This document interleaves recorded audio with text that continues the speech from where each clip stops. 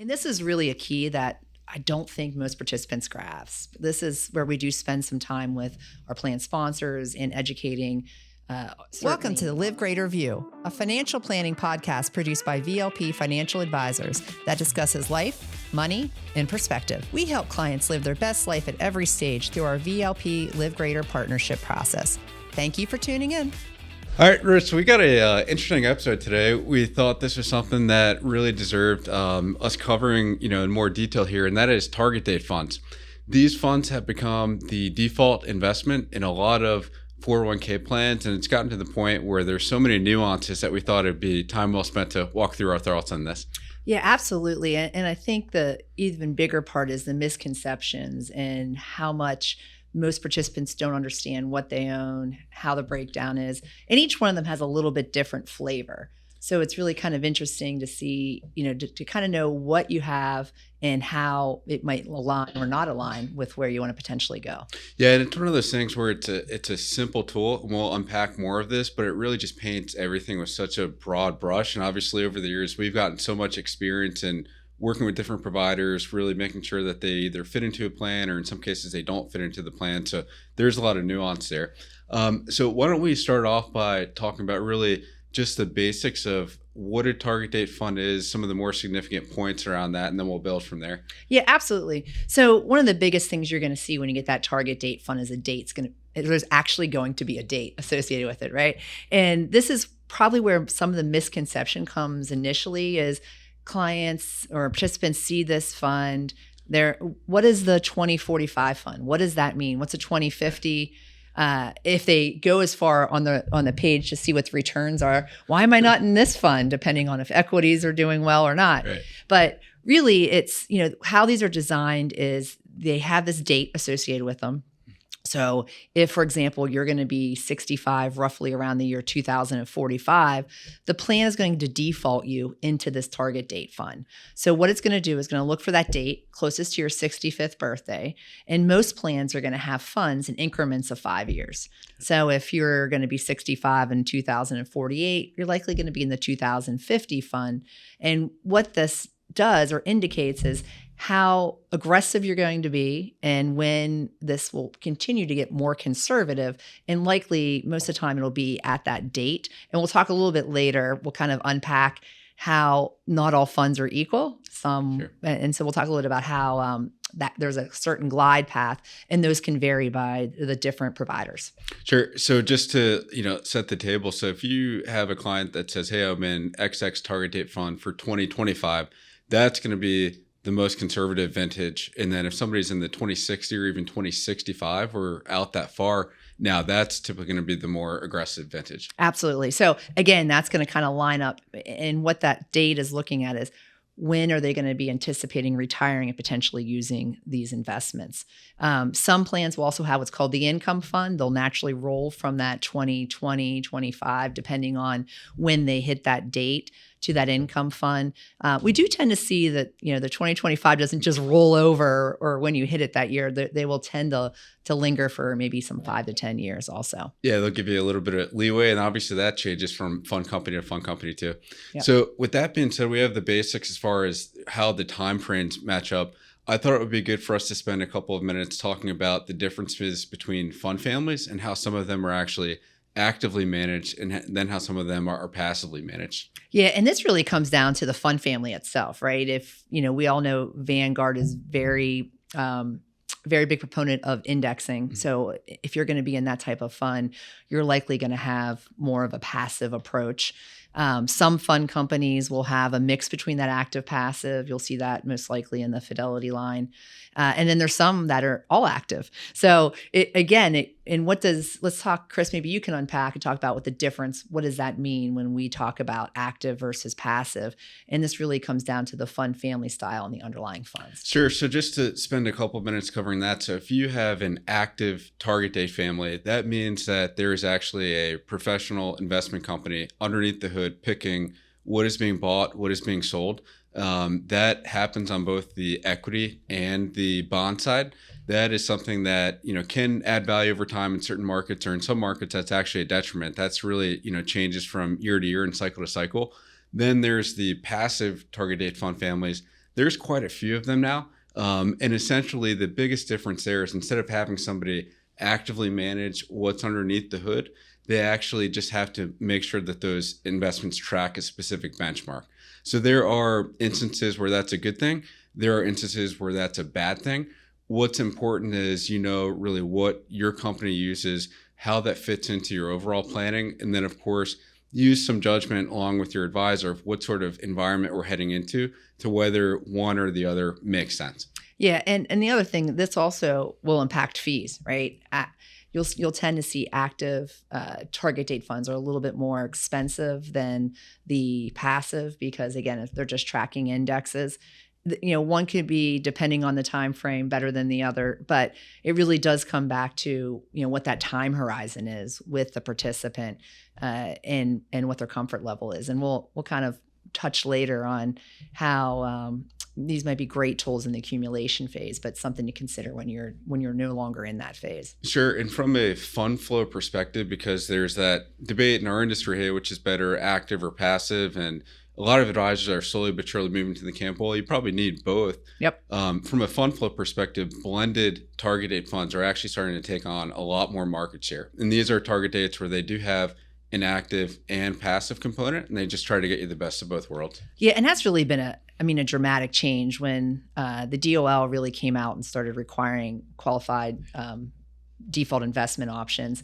The target date became kind of a no-brainer because prior we had some companies just had a money market, which when interest rates were next to zero, that wasn't a great option. And the market's going up. And the market's going up, and you own a money market paying less than 1% or stable value.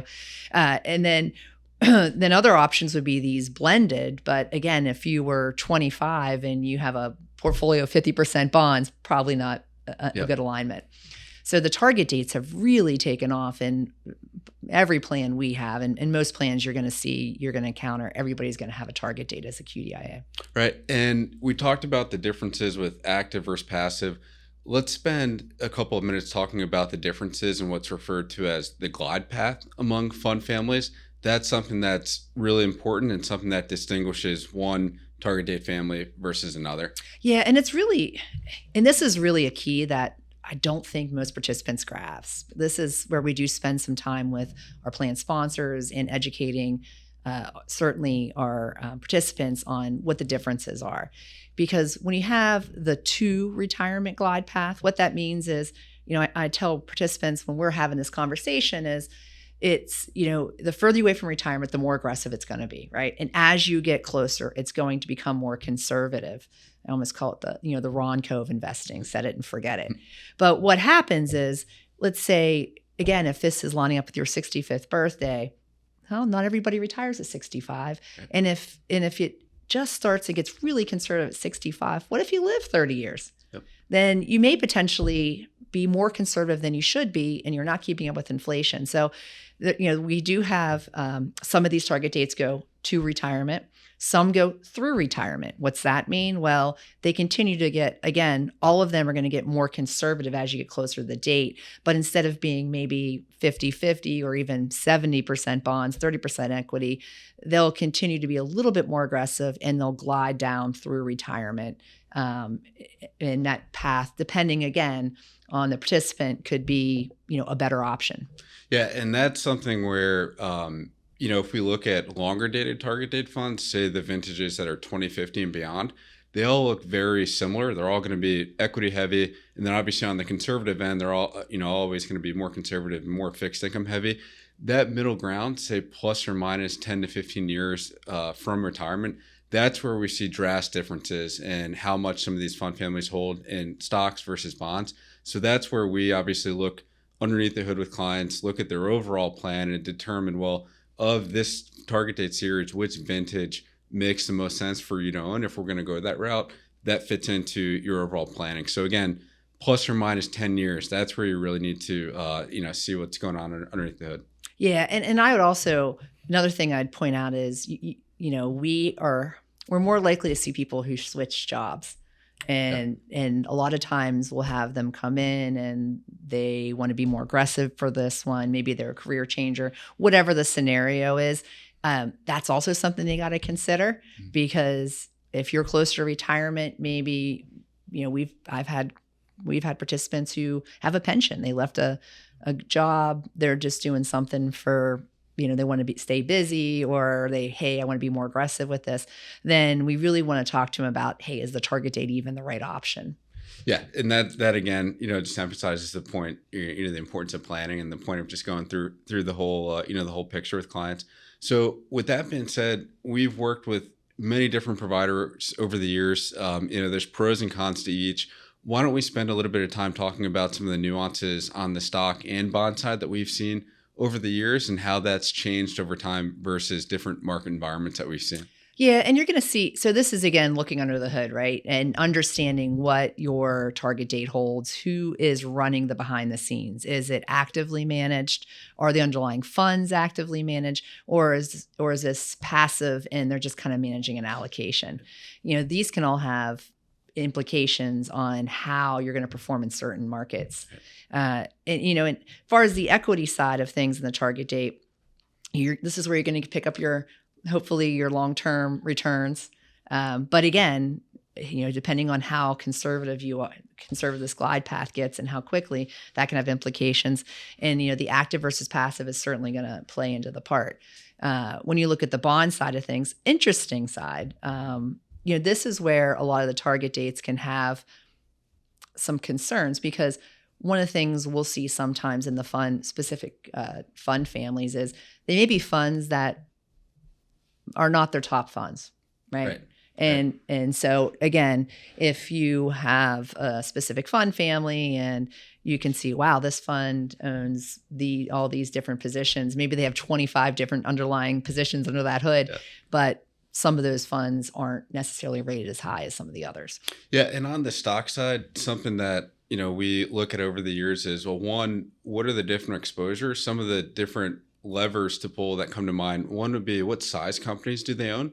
Some of the fund families only own large companies. Others are more diversified, where they own mid-cap and small-cap companies. That's a big one.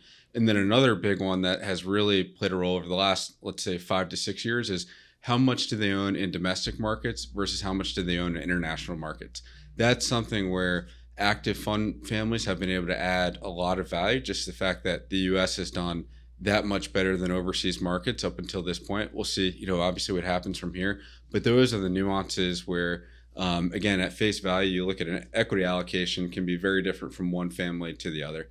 On the bond side, we've seen how rates can go up and obviously, fluctuate like they did coming out of the pandemic. That is something where a passive fund family, their hands are really tied because they, are stuck by mandate to mirror different benchmarks. Where on the active side, they're just able to, manipulate their holdings and just have a little bit more flexibility there. Yeah, and that's where it can add in certain things like high yield floating rate, which have outperformed pretty significantly over the ag in the recent rate environment we've been in. So again, it goes down to understanding those underlying investment options and kind of how everything fits in with your big term picture. All right, so we talked a little about the components. Let's talk about the advantages. Chris, I think one of the first is going to be simplicity. Yep, simplicity. I would say one that the majority of plans now, as we alluded to, they have this as the default option. And when we get together with clients, they're usually very good at their jobs. They're type A people. They know it's important to participate in the plan, but they don't actually want to be down in the weeds selecting investments and making active changes or whatnot. We'll obviously help them with that if we think that's needed. But for the majority of people, this is something that where target date's on the scene, it's something that's very simple, and their assets will be professionally managed versus them actually going in and saying, hey, this one did really well last year or last month. Let me go ahead and put everything into this, or see some other exciting individual holding underneath the hood of one of the funds and put everything into that. This is something where it takes a lot of that volatility. It takes a lot of the emotion out of it. And especially for younger participants too, where they, may never have had a 401k plan. They say, hey, you know what? This is a good thing. I'm going to, do the heavy lifting by putting a lot of my paycheck in, but I don't want to be involved in the actual day-to-day management of some of these holdings. Yeah, and that is the key. It's going to give them diversification. I mean, you alluded to, sometimes we go work with a company that's a technology company, and most of the employees are 100% in the technology fund. Well, that's great when technology's doing great, but it's not so great when it's not.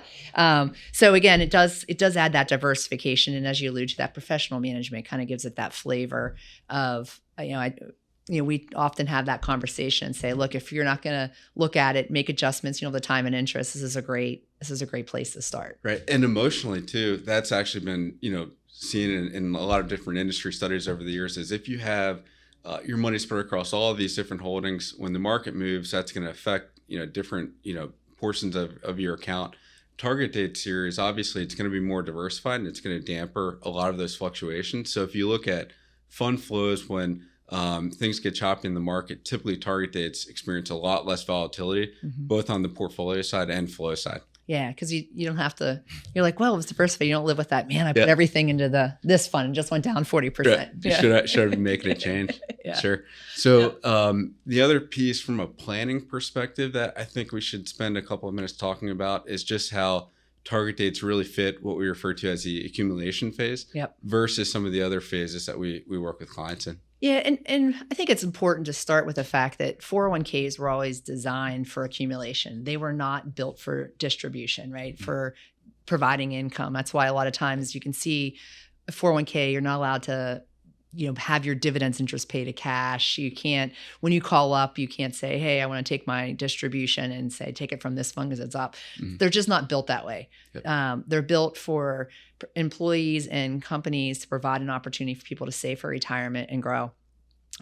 So the part of the issue is with the one bucket, everything's being managed, is you can't look through, right? If let's use a year where you had a lot of volatility, like 2022 would have been a good example, right?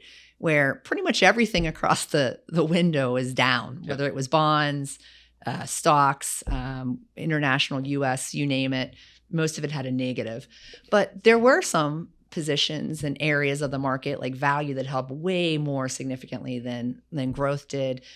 Some bonds actually were up. Floating rate was one of them. High yield did okay. And cash was about flat, right? And so we had interest rates rising that hurt bonds. But your money market stable value. So if you have all these components inside of your target date fund, you can't pick and choose. So if the target date fund is representative of what it owns and the whole thing's down 15% or 10%, depending on how aggressive you are, you have to sell more shares to do your distributions if you're taking distributions. Where, if you didn't have that and you actually own the individual funds, you can be more selective. Hey, my money market is flat. I'm earning maybe 1-2%. My large cap value stocks were up. I'll take from there. So the flexibility becomes an issue. And this is an area we really want to, educate not only our participants, but certainly our clients is, the distribution phase is important, and the sequence of where you can take money from really can have an impact on your long term. So that's where the target date funds do encounter some concern. I think that's also one of the reasons they get a little bit more conservative earlier, because they anticipate the volatility inside of the bond and the cash side of things is going to be a little bit more muted. Sure. So in practice, when we're looking at target date funds, and if clients are approaching retirement, we may still use them. And then eventually when they do retire and they start taking money from their portfolio, that typically is where we say, hey, this got us to this point to where we need to be. Now it makes more sense to go into another direction, either into a self-managed portfolio or something obviously that we would take care of for them in-house. But is that inflection point of while you're working, great, useful tool. Then when you retire and you start taking money out, that's where you really need to likely go in a different direction. Yeah, and I think that conversation's got to start 3 to 5 years before retirement. Again, because if you have the to retirement or the through retirement glide path, that's going to be a key of when you might want to I call it disbanding it. We're not really like taking apart the target date fund, but what we're doing is we're going to probably shift away. In most cases, every plan has other options where we can build the individual positions. Just gives the participant and certainly our clients more control over how, if there's a scenario where they need to take funds or tap this for certain reasons, we got a little bit more control. Yep. And one of the things that I think I've seen over the years is when clients do decide to go the target date route, I've seen instances where they use different vintages. Say somebody would own the 2040, 2045, and 2050 fund. There's no point in doing that. There's so much overlap. So that is something that we see a lot of. So before we wrap up, I just wanted to mention that, also. Yeah, my first question is like, how did this happen? Because usually when you QDIA and you get one fund, and it's kind of the old adage like going, well, this one was earning more than that one and this one. So I just thought I'd add the 3. Yeah. Okay. But agree. You only need one. You're going to have all the same diversification. You're not going to move the needle significantly. But it is key, as you approach when you're 3 to 5 years out, really need to take a look at these and understand what it is and start preparing for the next chapter looks like. Great. Well, I know we talked about a lot of things from structure down into more of the nuts and bolts of how they actually work. So hopefully that was helpful for clients and 401k participants. Again, it's a good tool. They're simple tools, but they're not all the same. And there is a lot more that goes into them, specifically from a planning context that clients need to be aware of. Yeah. And if you're on that glide path and you're that 3 to 5 year out and you're saying, wow, I got a significant amount in my target date, it's probably a good time to start having that conversation and thinking about how that's going to work when it's time to retire. Awesome. Well, Rose, thank you for your time today. As always, we ask our listeners that if you found this useful, please pass this along to family and friends. All right. Thank you. VLP, let us know how we can help you live greater. Thank you for listening to this episode of the Live Greater View. If you like what you heard, please subscribe to our podcast on iTunes or Spotify and recommend our podcast to family and friends. To learn more about VLP Financial Advisors, please check out our website at vlpfa.com. Thanks again. And now for our necessary disclosures. Securities and advisor services offered through Cetera Advisor Networks, LLC, member FINRA SIPC, a broker-dealer and registered investment advisor. All investing involves risk, including the possible loss of principal. There is no assurance that any investment strategy will be successful. The views stated in this podcast are not necessarily the opinion of Cetera Advisor Networks, LLC, and should not be construed directly or indirectly as an offer to buy or sell any securities mentioned. Due to the volatility with the markets mentioned, opinions are subject to change without notice. Information is based on sources believed to be reliable. However, their accuracy or completeness cannot be guaranteed. Past performance does not guarantee future results.